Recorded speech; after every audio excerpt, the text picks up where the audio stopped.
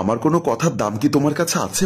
কি করেছি আমি? কেন তোমার বাবা যে আমাকে টাকা দিবে বলেছে তার কোনো খবর নেই কেন? আমার জরুরি টাকা লাগবে, সেটা তোমাকে বলেছি না? হ্যাঁ, বাবাকে বলেছি তো আমি। বাবা বলল পেনশনের টাকা পেলে দিবে। তাছাড়া তোমার হঠাৎ এত টাকার প্রয়োজন হলো কেন বলো তো?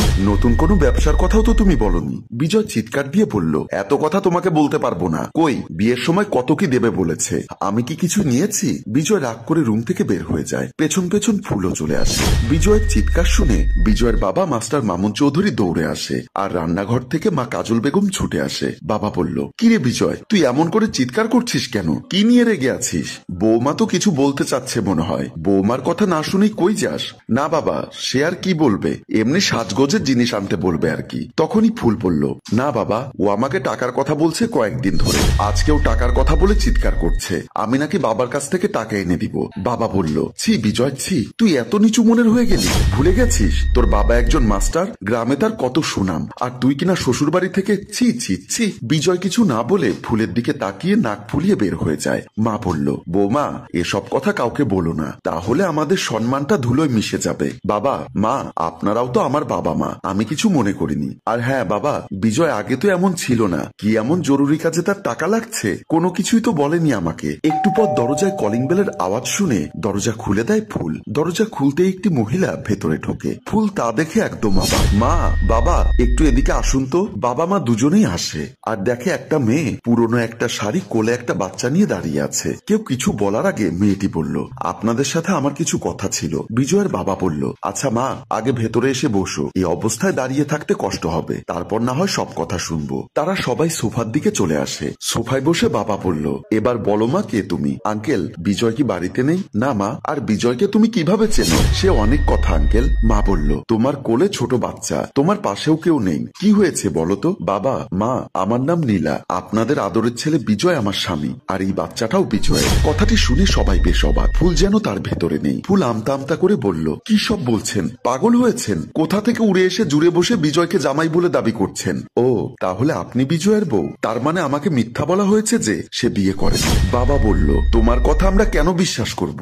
আমাদের ছেলে এমনটা নয়। নীলা বলল, বাবা আমি চাইলে আমাদের বিয়ের কাবিননামা সহ পুলিশকে নিয়ে আসতে পারতাম, কিন্তু আপনি একজন মাস্টার মানুষ, তাই আপনার মান সম্মানের দিকে তাকিয়ে এসব কিছুই করিনি। এই নিন আমাদের বিয়ের সব ডকুমেন্টস। হাতে থাকে একটি কাগজ, ফুলের হাতে দেয়। ফুল কাগজটি নিয়ে খুলে ভালো করে কাবিননামাটি পড়ছে। সে সবটা দেখে রীতিমতো অবাক হয়ে মনে মনে বলছে, ও তাহলে টাকার জন্য এমন করছে। এই বিষয়টার জন্য আমিও তোমাকে উচিত শিক্ষা দিব বিজয়। বাবা মা, আমি আপনার ছেলেকে নিজের ভুলটা বোঝানোর জন্য এবং তার বিবেককে শুদ্ধ করার চেষ্টা করব।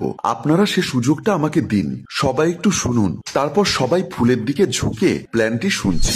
রাতে বিজয় নিজের রুমের দিকে গিয়ে দেখে তার মা কাঁদছে কপালে হাত দিয়ে, আর পাশে ফুল ওনাকে সান্ত্বনা দিচ্ছে। বিজয় দৌড়ে মায়ের পাশে গিয়ে বসে। মাকে বলল, কি হয়েছে মা, কাঁদছো কেন? ফুল, মায়ের কি হয়েছে? আমাকে খবর দাওনি কেন?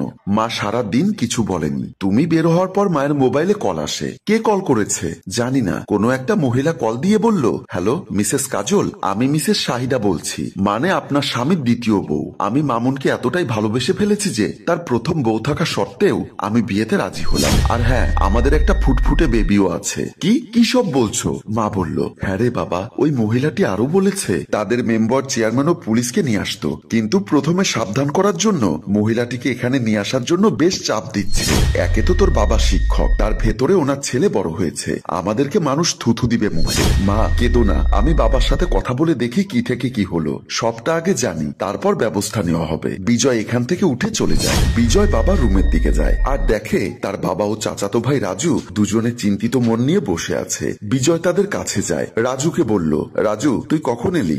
এই তো তুই আসার কিছুক্ষণ আগে। এসেই এসব শুনে মনটা খারাপ হয়ে গেল। বাবা মার ফুল যা বলছে তা কি সত্যি? হ্যাঁ বাবা, মহিলাটি বেশ অসহায়, তার কষ্ট সহ্য করতে না পেরে তাকে বিয়ে করে সব ভরণ পোষণ এখান থেকে চালাতাম, কিন্তু একটা বিবাহিত মেয়ে কতদিন আর এভাবে থাকতে চায় বলো? বাবা, মহিলাটিকে কিছু টাকা দিয়ে বিদায় করে দিলেই হয়তো। তা কেমন করে হয়? সব মেয়ে বিয়ে করার পর স্বামীর ঘর করতে চায়। আমাদের ধর্মে 4টা বিয়ে করার জায়েজ আছে, তবে ভরণ পোষণ সব ঠিক মতো দিতে হবে। তাছাড়া মহিলাটি যদি থানা পুলিশ করে, পরিবারের সবাই জেলের ভিতর বাকিটা জীবন কাটাতে হবে। তাহলে বাবা মহিলাটিকে বাড়িতে নিয়ে আসেন, যদি আমার মায়ের আপত্তি না থাকে। তোর মা সম্মতি দিবে, কারণ তোর মা জানে তোর বাবা কি রকম মানুষ। আমার বিয়ে করার পিছে হয়তো বড় কোনো কারণ আছে, সেটা বুঝবে। আচ্ছা বাবা, মহিলাটিকে থেকে আনার সব ব্যবস্থা করো, আমি মা ফুল মিলে আর বাকি সব ঠিক করছি। এই বলে রুম থেকে বের হয়ে যায়। পরদিন দুপুরে বিজয় বাড়িতে এসে দেখতে পায় সবাই বসে আছে সোফায়। বিজয় ওদের পাশে এসে বলল, বাবা মা কি ভাবছো সে বিষয় নিয়ে? মা বলল, হ্যাঁ বাবা, কি আর করব, এই বয়সে সতীনের ঘর করতে হবে। তোর বাবা তো আর উল্টাপাল্টা কিছু করতে পারে না, তা আমি জানি। বাবা বলল, তাছাড়া বিয়ে করার পর একটি মেয়ের ভরণ পোষণ নেওয়া তার স্বামীর দায়িত্ব। ফুল বলল, হ্যাঁ, প্রকৃত পুরুষ মানুষ বিয়ে করলে তাকে বাহিরে কেন রাখবে, আর বাহিরে রাখতে হলে বিয়ে কেন করবে? তার উচিত অবশ্যই মহিলাটির সব দায়িত্ব নেওয়া। বিজয় বলল, হ্যাঁ ঠিক বলেছ তুমি। বাবা, মহিলাটিকে নিয়ে আসুন, আমাদের কোনো আপত্তি নেই এতে। বাবা বলল, তোর মায়ের আপত্তি না থাকলে আমারও কোনো আপত্তি নেই। মা বলল, আমারও কোনো আপত্তি নেই বিজয়। ফুল বলল, আমারও কোনো আপত্তি নেই। বিজয় বেশ অবাক হয়ে বলল, আরে আমি সে কথাটাই তো বললাম, এত করে বলার কি আছে? তখনই বাবা ডাক দেয়, বৌমা একটু এসো তো এখানে। তখনই সবার সামনে এসে হাজির হয় নীলা, কোলে বাচ্চা সহ। তাকে দেখে সবাই দাঁড়িয়ে যায়। নীলাকে দেখে বিজয় ভয় পেয়ে গেল আর বেশ অবাক হয়। বিজয় যেন আকাশ থেকে পড়ল। মা বলল, আরে বাবা, এত ভয় ও অবাক হওয়ার তো কোনো কারণ নেই। ফুল বলল, আমরা সব জানি বিজয়, ঘাবড়ানোর কিছু নেই। নীলা আমাদের সব বলেছে যে তুমি তাকে বিয়ে করেছো, কিন্তু পরে আর ওনার কাছে যাচ্ছ না, দায়িত্ব নিচ্ছ না। বাবা বলল, তাই বৌমা আর আমরা সবাই প্ল্যান করলাম যে আমিও দ্বিতীয় বিয়ে করব, তাতে তোর কেমন লাগে তা দেখার জন্য। বাবা, সব মেয়ের আশ্রয়স্থল তার স্বামী, তাই কোনো মেয়েকে বিয়ে করলে তার দায়িত্ব নিতে হবে। ফুল বলল, তাই সেদিন আমরা প্ল্যান করেছিলাম যে বাবা আরেকটি বিয়ে করেছে এ কথাটি তোমাকে বলবো। আমরা সবাই এই নাটকটি সাজিয়েছি, শুধু তুমি যাতে বোঝো বাবার ক্ষেত্রে যে তুমি রাজি হবে তা আমরা জানতাম। বাবা বলল, তুই তো ঠিকই রাজি হলি, তোর বেলায় আমরা কেন মেনে নিব না? মা বলল, আমরা যে কোনো ভাবেই সবাই মিলে সংসারটা গোছাবো। ফুল বলল, আমি অন্তত একটা মেয়ে হয়ে অন্য মেয়ের ক্ষতি চাইবো না, সেটা যদি আমার বেলায় হতো আমার কেমন লাগতো। বিজয় সবটা শুনে সবার কাছ থেকে ক্ষমা চেয়ে বলল, তোমরা সবাই আমাকে মাফ করে দাও, আমি আমার ভুলটা বুঝতে পেরেছি। বিজয় নীলার হাত ধরে ক্ষমা চেয়ে বলল, দাও আমার বেবিটাকে আমার কোলে দাও। তারপর সবাই মিলে বেশ হাসি খুশিতে মেতে ওঠে। আর সুন্দর মুহূর্ত দেখিয়ে আমাদের গল্প এখানেই শেষ হয়। সম্মানিত ভিউয়ার্স, সমাজে মেয়েদেরকে অবহেলার পাত্রী হতে দিবেন না। অন্তত একবার ভাববেন, যদি এটা আপনার বোন বা আপনার নিকট আত্মীয় কারো সাথে হতো কেমনটা লাগতো। গল্পটির ভাবনায় হাশেম রাজু, পরিচালনায় রেজাউল কবির চৌধুরী ও প্রযোজনায় FA নয়ন চৌধুরী। গল্পটি ভালো লাগলে লাইক, কমেন্ট ও শেয়ার করে অন্যকে দেখার সুযোগ করে দিন। ধন্যবাদ।